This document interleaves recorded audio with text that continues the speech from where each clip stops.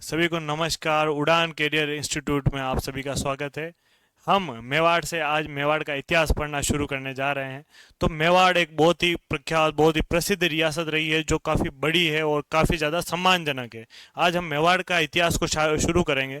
तो पहली बात तो हम जानेंगे कि मेवाड़ का साधारण परिचय क्या है। तो सबसे पहले इसका अपन जानेंगे क्षेत्र के बारे में। किसके बारे में जानेंगे? क्षेत्र। तो इसके क्षेत्र में सबसे पहला भाग आता है उदयपुर। उदयपुर। अगला भाग आएगा इसमें चित्तौड़। भाग आएगा भीलवाड़ा। भीलवाड़ा। राजसमंद। राजसमंद। सलूम्बर। सलूम्बर। तथा शाहपुरा। शाहपुरा पहले प्रॉपर रूप से राजस्थान का भाग हुआ करता था, परंतु 1631 में शाहजहां ने एक नई रियासत को जन्म दिया जिसका नाम था शाहपुरा। तो 1631 में किसको जन्म दिया गया? शाहपुरा को, शाहजहां द्वारा। तो यह है इसका क्षेत्र। इस क्षेत्र को महाभारत काल में, किस काल में? महाभारत काल में शिवी जनपद कहा जाता था। क्या कहा जाता था? शिवी जनपद। जनपद। और इसकी राजधानी हुआ करती थी नगरी। इसकी राजधानी क्या हुआ करती थी? तो ध्यान रखना, नगरी। इस पूरे क्षेत्र को प्राचीन काल में, इसका जो प्राचीन नाम था वह था, प्राचीन नाम मेदपाट। क्या नाम था? मेदपाट। तो इसको हम पहले किस नाम से जानते थे? मेदपाट। मेदपाटी के साथ इसको एक और नाम से जानते थे, क्या? प्रागवाट। क्या नाम था? प्रागवाट। इसमें और बात अपन जाने तो पहली बात हमने क्या जानी है कि इसका क्षेत्र कौन कौन सा है? उदयपुर, चित्तौड़, भीलवाड़ा, सलूम्बर एवं शाहपुरा। और इसको महाभारत काल में शिवी जनपद कहा करता किया जाता था, जिसे हम नगरी, जिसकी राजधानी नगरी हुआ करती थी। प्राचीन काल में इस क्षेत्र का नाम प्रागवाट या मेदपाट हुआ करता था। यह जो रियासत है, यह रियासत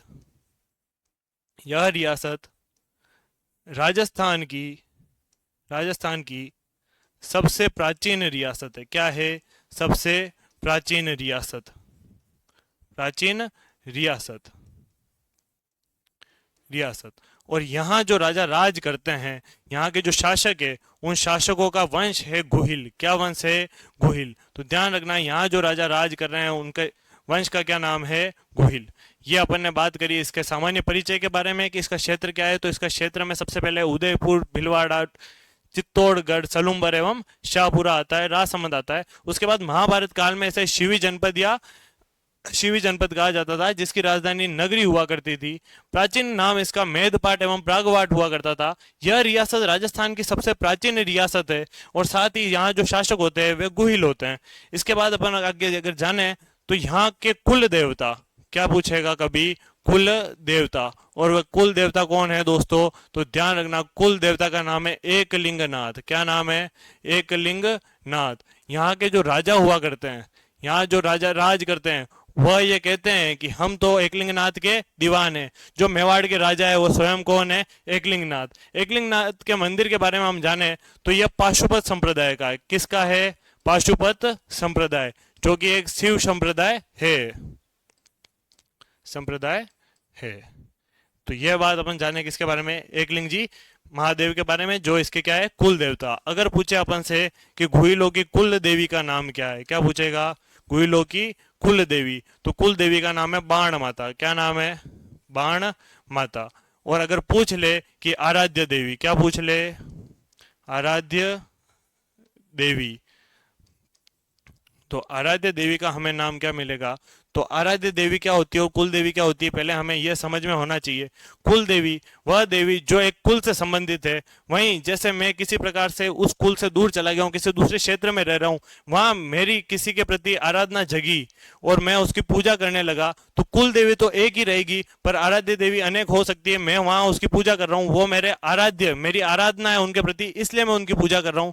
तो वो होती है आराध्य देवी। और राजस्थान में मेवाड़ की जो आराध्य देवी मिलेगी वह मिलती है अन्नपूर्णा माता। कौन सी मिलती है? अन्नपूर्णा माता। यह अन्नपूर्णा माता को ही एक और नाम से जाना जाता है, बीरवड़ी माता। किस नाम से? बीरवड़ी माता। अब बात करें हम इनके उत्पत्ति की, तो सभी अलग अलग विशेषज्ञ है जो इसको अलग अलग बताते हैं। तो इसमें सबसे पहला जो एक शब्द आता है जिसका नाम है कर्नल जेम्स टोड। अपन किसके बारे में बात करेंगे? उत्पत्ति के बारे में। उत्पत्ति। अब उत्पत्ति के बारे में सबसे पहला अगर किसी का बात आएगी तो वो आती है किसकी? Colonel Tod. किसकी आएगी? Colonel Tod. और कर्नल टोड यहाँ बोलता है कि यह गुजरात के वल्लभी के शासक शिलादित्य की संतान है। जो गुहिल वंशज है वे सभी किसकी संतान है? गुजरात के शासक शिलादित्य की संतान है। तो लिख सकते हैं यहाँ पे गुजरात शासक, गुजरात के वल्लभी के शासक, वल्लभी के शासक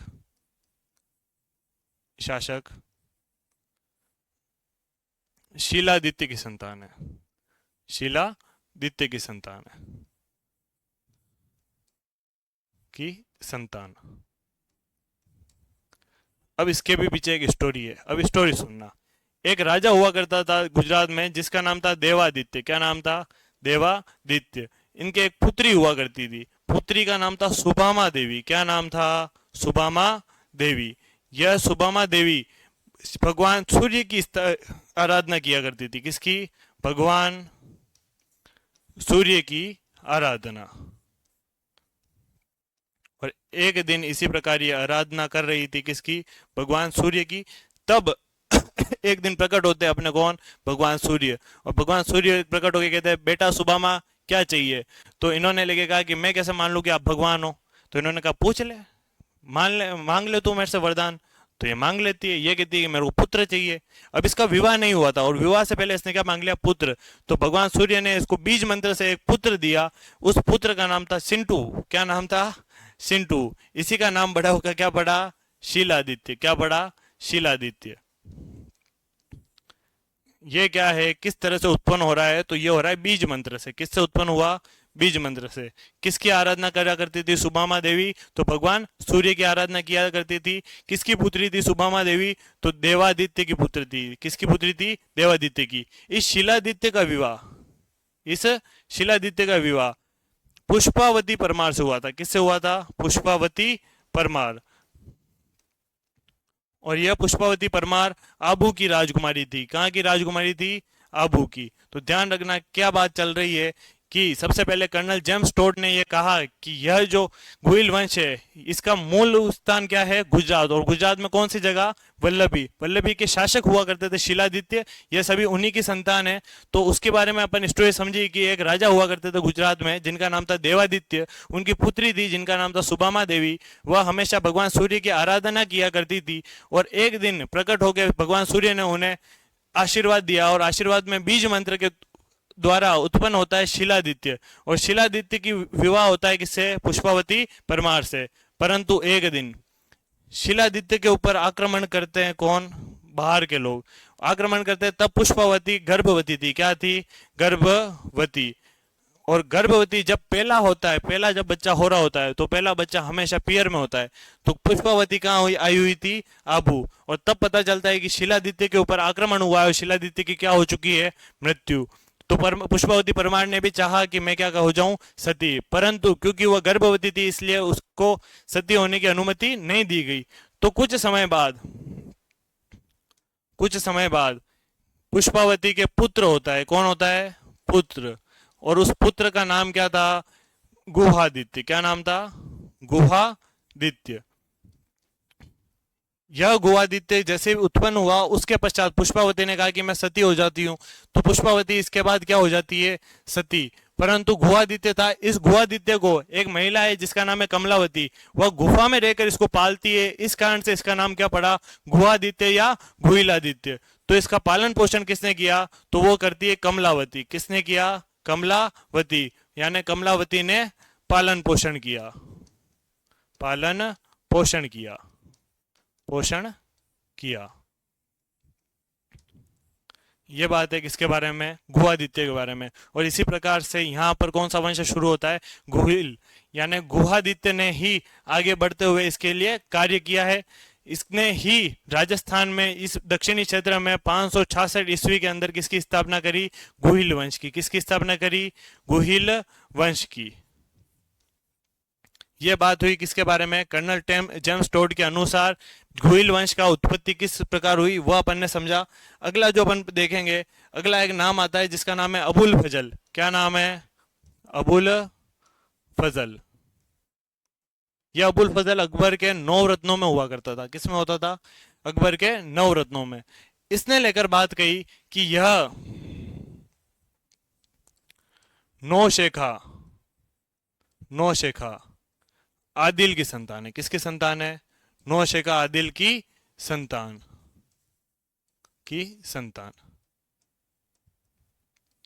एक व्यक्ति हमें मिलता है यहाँ पे जिसका नाम है गौरी शंकर हीराचंद ओझा। कौन मिलता है? गौरी शंकर हीराचंद ओझा। और वह बताता है कि जो घुइल वंशीय शासक है वे सभी। हाँ, तो हम बात कर रहे थे गौरीशंकर हीराचंद ओझा उत्पत्ति के बारे में क्या बताते हैं। तो गौरीशंकर हीराचंद ओझा कहते हैं कि ये सूर्यवंशी थे। कौन से वंशी थे? सूर्यवंशी थे। इसके बाद एक व्यक्ति हमारे पास दो आते हैं जिसका नाम है गोपीनाथ शर्मा और D.R. भंडारकर। ये दोनों कहते हैं कि जो घुइल थे ये घुइल ये घुइल ब्राह्मणों के वंशज थे। किसके वंशज थे? ब्राह्मणों के। तो इधर अपन नाम देखते हैं किसका? गोपीनाथ। किसका देखेंगे? गोपीनाथ शर्मा तथा D.R. भंडारकर। और ये दोनों बताते हैं कि यह ब्राह्मणों की संतान है। किसकी संतान है? ब्राह्मणों की संतान। ब्राह्मणों की संतान है। अरे आपको समझ आ रहा है क्या? हमने किसके बारे में बात करी? सबसे पहले बात करी कर्नल जेम्स टोड के बारे में। कर्नल जेम्स टोड ने कहा कि ये वल्लभी के शासक शिलादित्य की संतान गुहिल थे और गुहिल ने किसकी स्थापना करी? गुहिल वंश की। उसके बाद अपन ने देखा कौन? अबुल फजल। अबुल फजल के अनुसार यह नौशेखा आदिल की संतान हुआ करते थे। गौरीशंकर हीराचंद ओझा कहते हैं कि यह सूर्यवंशी हुआ करते थे। गोपीनाथ शर्मा एवं जो डॉक्टर D.R. भंडारकर है वे कहते हैं कि ये ब्राह्मणों की संतान है। इस प्रकार से हमने इनका क्या है सामान्य परिचय जाना है। इसके बाद अपन देखेंगे प्रथम शासक के बारे में। किसके बारे में देखेंगे? प्रथम शासक। और प्रथम शासक हुआ करता था कौन? गुहादित्य। कौन था? गुहादित्य। और या इसी को अपन क्या नाम से जानते हैं? गुहिल। क्या नाम से जानते हैं? गुहिल। यूं कहा जाता है कि यह मेवाड़ के राजवंश का, किसके राजवंश का? मेवाड़ के राजवंश का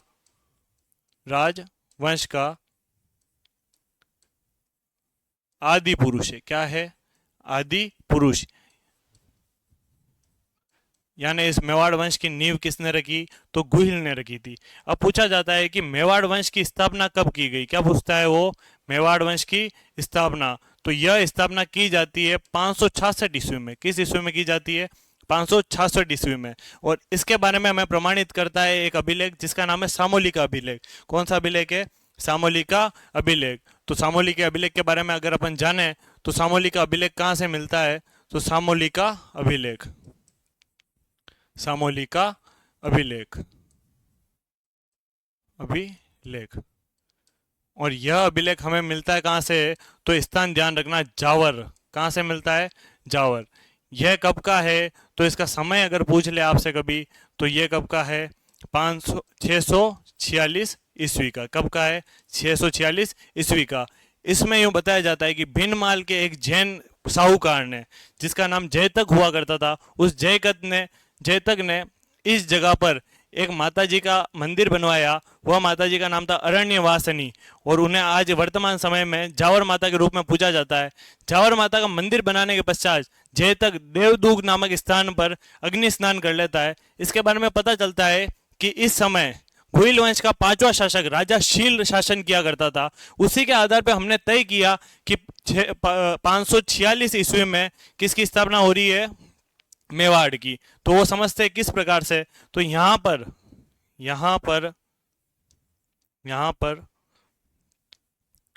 भीनमाल के यहां पर भीनमाल के भीनमाल के जैन साहूकार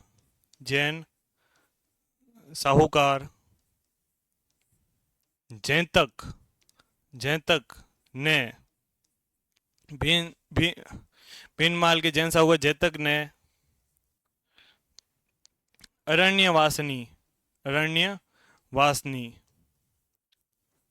माता, जो वर्तमान में जावर माता के रूप में पूजी जाती है, जावर माता की स्थापना की, स्थापना की। और साथ ही लिखा हुआ है कि इस समय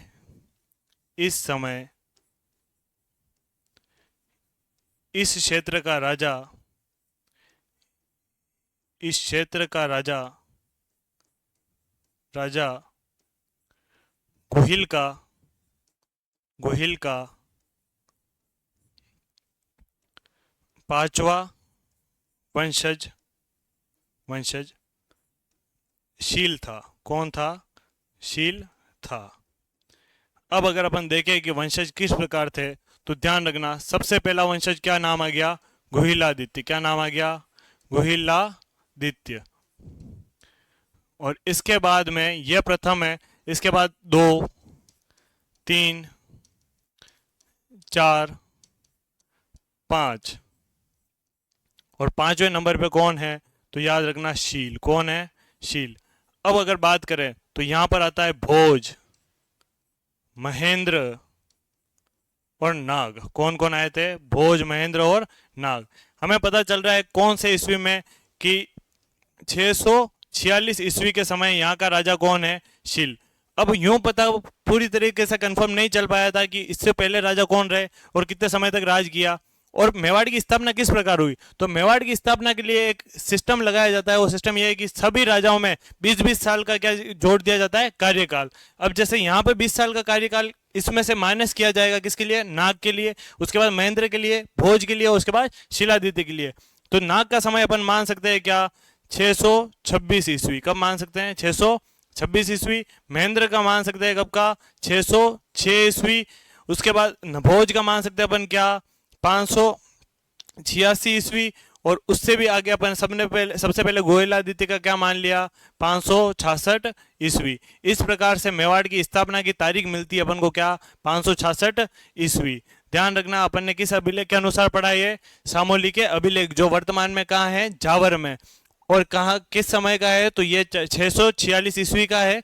यहाँ पर भीनमाल के एक जैन साहूकार जेतक ने अरण्यवासिनी माता का मंदिर बनवाया, जिसे वर्तमान में हम किस रूप से जानते हैं? जावर माता के नाम से। इस समय इस क्षेत्र का राजा गोहिल के 5वें वंशज को बताया है, जिसका नाम हुआ करता था शील।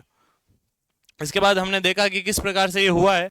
आगे अपन देखेंगे कि पहले राजा कौन हुआ करते थे? गुहिल। गुहिल के बाद जो अगले राजा बनते हैं उनका नाम है बप्पा रावल। क्या नाम है? बप्पा रावल। बप्पा रावल। तो जो इसमें राजा हुआ करते थे जिनका नाम क्या था?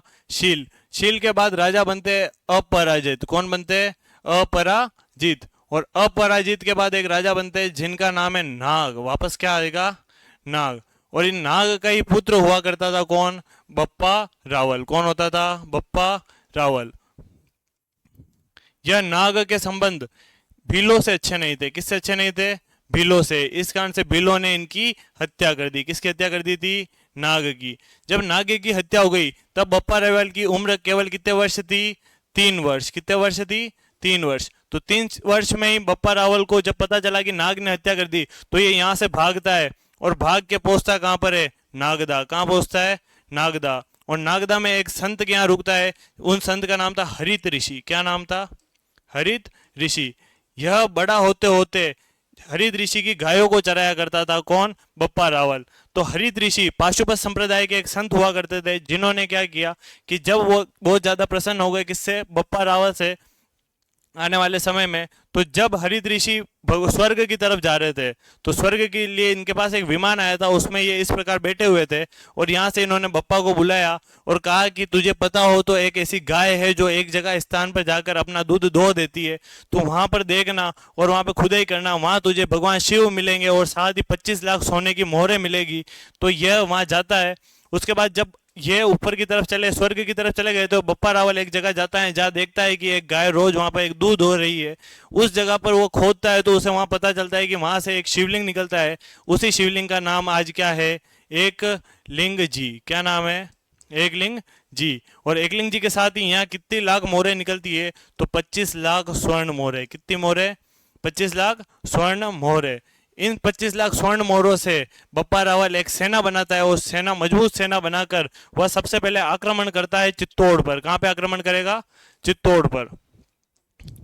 और बप्पा रावल चित्तौड़ पे जो आक्रमण करता है वो करता है 734 ईस्वी में। किस ईस्वी में करता है? 734 ईस्वी में। 734 ईस्वी के समय वहां चित्तौड़ का शासक हुआ करता था मानमोरी। क्या नाम था? मानमोरी। तो ध्यान रखना है कि 734 ईस्वी में मानमोरी को हराकर, किसको हराकर? 734 ईस्वी में मानमोरी को हराकर, मानमोरी को हराकर, को हराकर चित्तौड़ पर अधिकार पाया। किस पर अधिकार किया? चित्तौड़ पर अधिकार किया, अधिकार किया।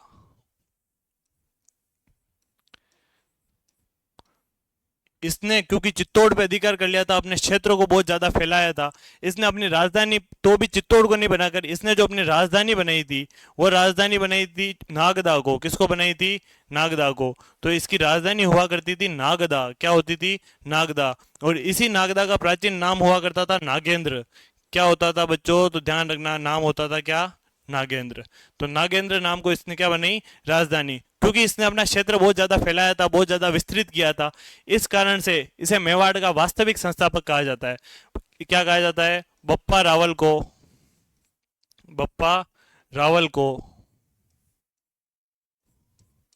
मेवाड़ का वास्तविक, वास्तविक संस्थापक कहा जाता है।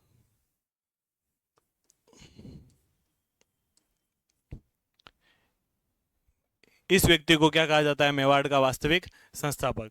यह आदमी के सामने तुर्कों ने आक्रमण किया था, और वह अफगानिस्तान का था सलीम। उसने जब आक्रमण किया तो बप्पा रावल उसके पीछे पीछे जाता है, और अफगानिस्तान पे जाकर सलीम को हराता है। उस जगह अपने भांजे को बिठा देता है।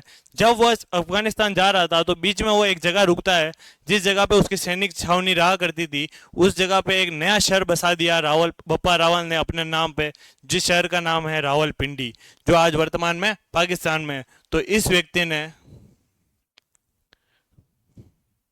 बप्पा रावल ने, बप्पा रावल ने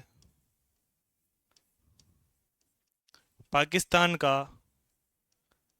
पाकिस्तान का रावलपिंडी, रावलपिंडी शहर बसाया। बप्पा रावल ने रावलपिंडी शहर बसाया। और साथ ही ध्यान रखना कि अफगानिस्तान के शासक, अफगानिस्तान के शासक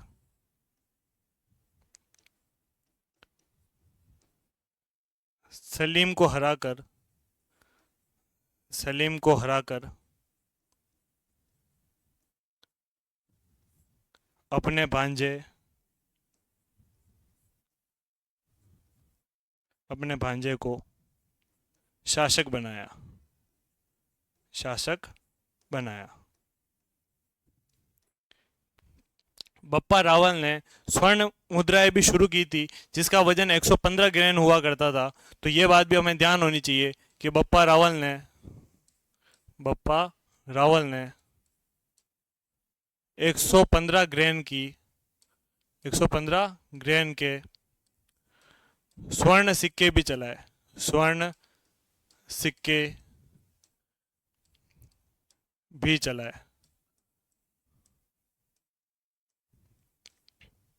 इनका जो अंतिम संस्कार है वह अंतिम संस्कार नागदा में हुआ था। क्यों? इस कारण से बप्पा रावल की जो छतरी बनी हुई है वह नागदा में ही है। तो इनसे पूछा जाए कि इनकी छतरी, छतरी बराबर ध्यान रखना कहां पर है? नागदा उदयपुर। कहां पर है? नागदा उदयपुर, उदयपुर। ये बारे में अपन ने बात की, किसके बारे में? बप्पा रावल के बारे में।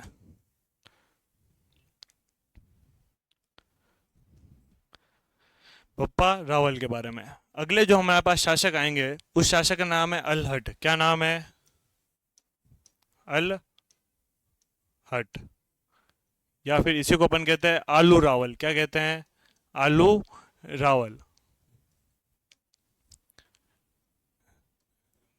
10वीं शताब्दी में। किस शताब्दी में थे?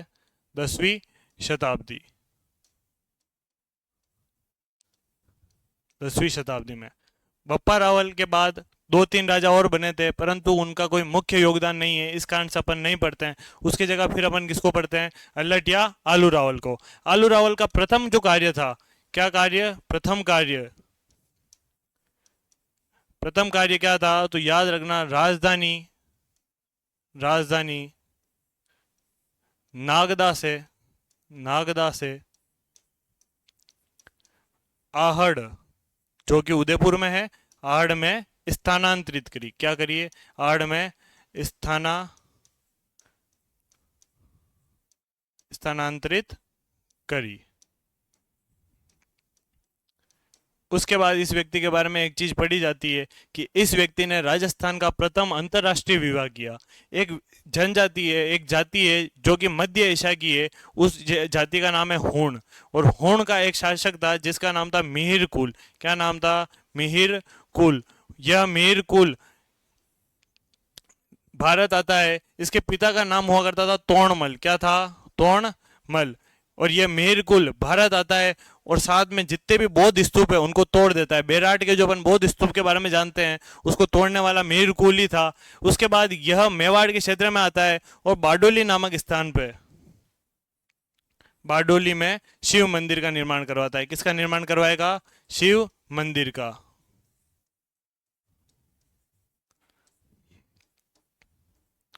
शिव मंदिर का निर्माण। जब इस समय वो शिव मंदिर का निर्माण करवा रहा है, तो आप ये जान सकते हैं कि मेवाड़ वाले भी शिव के